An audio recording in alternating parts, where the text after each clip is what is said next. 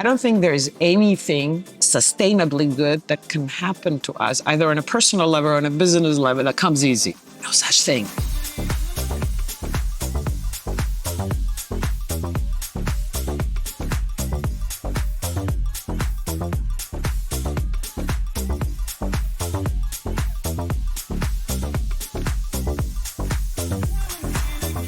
Welcome back to another episode of Relentless Life on Your Terms. Super excited to be in my home place of Cyprus. I'm so happy. Stavriana Kofteros, thanks for joining us. Pleasure. Actually, this is an honor to be on your podcast. It's fantastic. As I said, I can't stop smiling since I came to Cyprus 2 nights ago with my son. And I was reflecting back. It's the third time I've been here in maybe 10 years, and I'm best man at someone's wedding. The time before that, I was best man at another one's wedding and another one. So I just put it together. So it's Lukumia, best man. Oh, okay. Party time. So tell me a bit about yourself, a bit about your story. Tell me a bit about W11. Okay, W11 Ventures. I'm a founder and partner in W11 Ventures as a growth and innovation advisory and venture friend. So we deal with deep tech startups basically, and we try to help them grow, invest in them through collaborators and ventures that we work together. So you also raise the funds and then you invest in different startup companies. How long have you been doing that? For 2 years. Since 2023 you started the company. Before that, what were you doing? Well, a million other things, including, oh my God, I'm in the EIC, the European Innovation Council Fund. So I'm in the investment jury. I've always been involved in the startup ecosystem in Europe, and primarily in Europe, I would say. So we were trying to make a dent in the universe, if I may boldly say so, and trying to help change policy in Cyprus and policy on a European level. Everybody, talks about regulation and how we want to be competitive, and it needs to start on a member state level, but also go on a pan-European level to try to make a difference for startups to stay in Europe and scale in Europe. It is a competitive world out there. Now, Cyprus is very, very lucky because we've got very, very good tax structures. In Australia, we're one of the most taxed countries in the world. So it makes business very, very hard and very, very challenging. But you're raising funds and you're helping what I consider the grassroots of business. A startup company is so important because it's innovation, where it brings a lot of jobs and also a lot of products to market. Absolutely. What are you seeing? And obviously you've got your AI and there's so many things. What are you seeing prominent in a lot of these startups? Is there a specific sector? I do see more specifically health tech, life sciences, et cetera, and energy because of where we work and where the background is, even though I do not come from a scientific background. Funny enough, I am a political scientist by training with a business degree. So it's more like a way of thinking, but got involved very early on with life sciences, health tech, med tech, so medical devices, new drugs for cancer treatment. It's cool stuff like this, and energy tech, of course, which is getting primarily more important, and it's even more relevant if you come from a country like Cyprus. Well, yeah, we got 360 days of sunshine, but what are we doing about it? We got the most expensive energy for sure in Europe. So these are 2 very strategic technologies for Europe in general. So seeing primarily startups in this area, and that's actually, we've invested in startups in this area, in medtech primarily. And supply chain is also extremely important, especially after, you would think that in 2025, we've solved the basic issues. Well, we haven't. COVID brought all that back. So you have the logistics issues, you've got supply chains issues, and instead of things getting more efficient and more productive, things are actually more burdened by different taxations, free trade agreements that are a nightmare to navigate. So one of the startups is optimizing that part. There's so much complexity around all that, isn't it? But what you're mentioning, the rising tide markets, everyone's talking about health, people are health conscious, they're biohacking, how we're going to live longer. And that data is so important. And you're seeing so many businesses that are growing so rapidly, but obviously, and I've had this conversation with someone who's on my podcast about startup companies raising capital and CEOs that they don't bootstrap and raise that company money, because you tend to spend money very, very different. I'm a CEO and founder I started from the ground up. I never had massive investment. And I appreciate that probably different than if someone goes, Chris, here's 10 million, I want you to scale. Because I think as a young CEO, sometimes you haven't got that responsibility or that grounding to be able to handle that money to really grow. And you're seeing these valuations 10, 15 times EBITDA, which is so high. And I come from a bricks and mortar business, residential real estate, finance, accounting, planning, property management. I looked at a company, I sold my financial planning firm recently at 3.5 times. And then I'm studying all these other companies exiting 10, 12, 15. Some are losing money.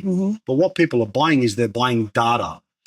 How can I monetize the difference between this database? How does it transcend across this? And I always find that stuff fascinating as a CEO. You touched on a very important point, valuations and burn rate. And it's very different, at least Europe, US, right? So the rounds are way bigger in the US. You talk about a seed round and you're talking already millions. When you talk about a seed round in this part of the world, and I'm not only talking about Cyprus, I'm talking about Europe, it's a lot smaller. So valuations are a lot smaller and you have different type of founders. So being prudent and not, being very conscious about how you burn capital, it's important, even though you would think, if you read any startup story, especially US-based startup stories, I got nothing against that. I mean, they're all for aggressive growth. So especially if it's like a lifestyle startup and it matters how many users they have, they're burning money like crazy. But if you start burning it on having lavish offices before you're actually EBITDA positive, right? And it there will come a point where you're going to run out of money and you need to raise again, which is fine if the rest of the economy is also fine. Yes. And it can support an increasing valuation. Otherwise, you're either forced into a down round, which is not a good signal, no matter what. Investor coming, of course not. Yeah. Because it's like, okay, what is the signal? Are we right? The smart money is automatically out at that point. So when you probably a lot of it, or they're going to buy it at a very, very good rate. So I've got a lot of friends that invest in startups, but they've got to be at a certain particular time before you can speak to them. Now they know they might miss that crazy, but they're going to miss a lot of the ones that are going to lose money. Yeah. And when I listen to all those stories, they fascinate me. People that are raising money.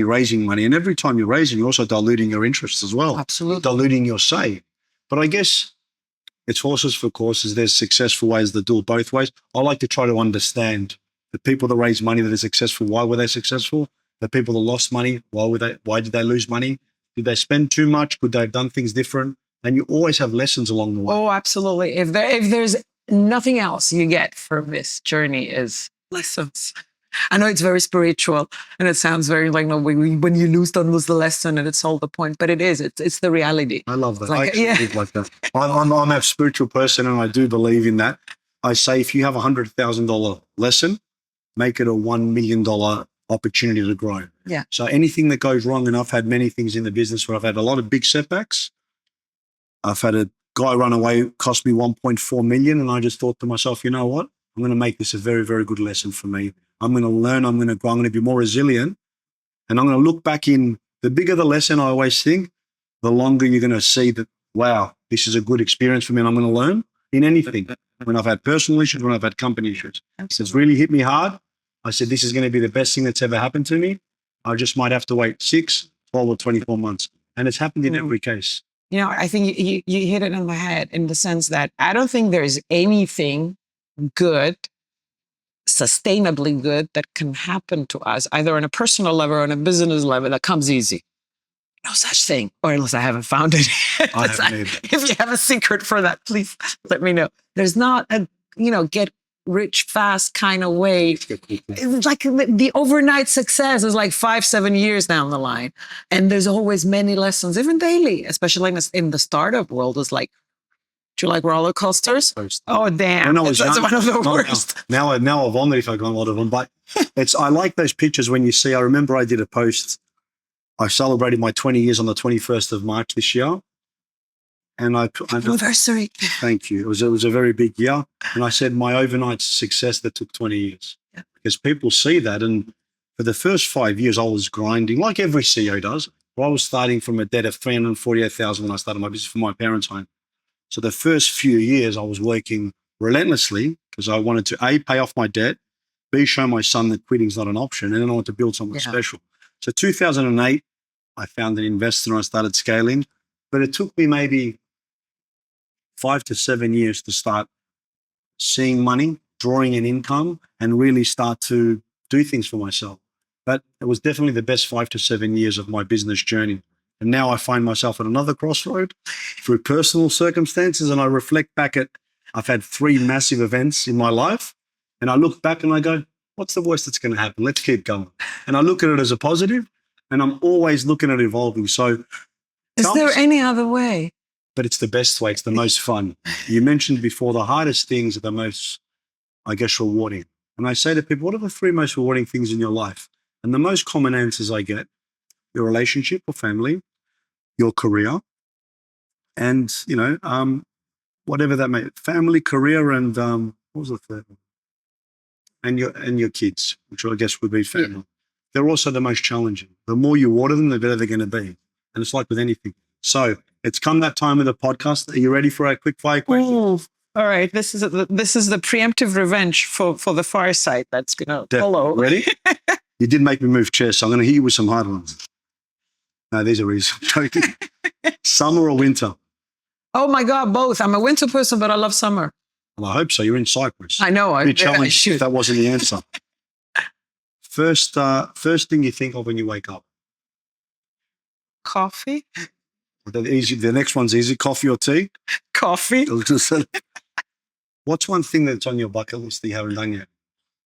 Oh my God. Scale my company to 100 million plus. Seriously. And you're going to call me when you do it. And I'll be on your podcast. A song that lifts your mood that you always hear, that you put on and lifts your mood, makes you happy. I'm an EDM person, so I listen to electronic dance music. I just came this weekend from yes. I read you wrote something about yes. I would. The one that I love lately, Something to Believe in, Avalon Rockstar, because it's something to believe in. What drives it? Well, it's a great name. What's the best leadership trait that you feel is important for a leader to have? Grit. So determination to not give up? Grit. Like a dog with a bone. That's why my podcast is actually called Relentless, actually. How do you disconnect from work? Do you ever disconnect from work? And not that I have successfully done it, but I have tried. That's part of the biohacking thing. Do stuff that I love, and it's usually music related. Which, as a founder, you never switch off from work. But I find the more you can access doing something else, you can be more present when you're working. Absolutely. And really achieve different things. And that's what's helped me anyway. If you could switch any careers, what would you switch to? I have absolutely no clue. Because you've never thought of it. I've never thought about it. No, I'm doing what I love. That's good. Find what you love and let it kill you there. So now, exactly. The most important question on a scale of 1 to 10, how much have you enjoyed being on our podcast? Ooh, can I say 11? W11. There we go. You get the hint, right? Welcome from Cyprus. If you remember, you want to see more Relentless, like, share, and subscribe. It's been an absolute pleasure. Thank you. Pleasure.